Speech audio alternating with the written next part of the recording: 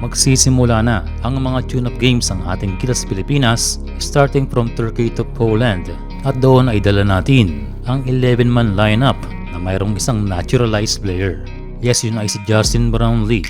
Pero merong tanong para sa Slovenia na sinasabing dalawa daw ang naturalized player sa kanilang 12.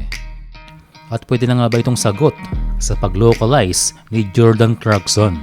Well, official nang nagkaroon ng Slovenian citizenship ang Amerikanong si Josh Nebo. Ayon sa player na ito, siya ay excited para sa opportunity na ma-represent ang bansang Slovenia. Pero ang latest ay meron pang isang naturalized ang Slovenia at ito ay si Mike Tobey.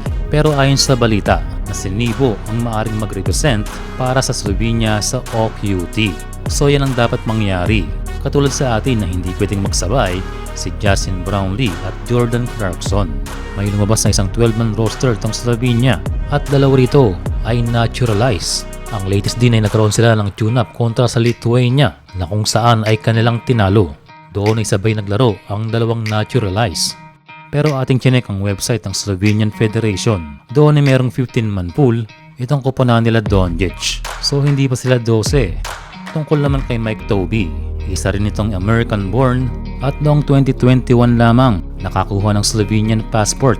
And for the record, siya ay naglaro na sa Team USA noong 2013 FIBA Under-19. Pero burado na ito sa archive ng FIBA. Pero may record sa kanyang school na siya ay nag-participate sa youth team ng USA. So pinayagan siya ng FIBA na lumipat ng national team patungong Slovenia. Yes, may magsasabi na ito ay unfair, pero yan ay desisyon na ng FIBA. At itong status ni Tobey ay mas malapit sa kaso ni Jalen Green. Yun lang ay 27 years old na ito nang makakuha ng Slovenian citizenship. Pero ang ating inaabangan talaga ang payagan ng team ni Luka Doncic na paglaruin ng sabay sila Tobey at Nebo o dalawang naturalized players sa OQT.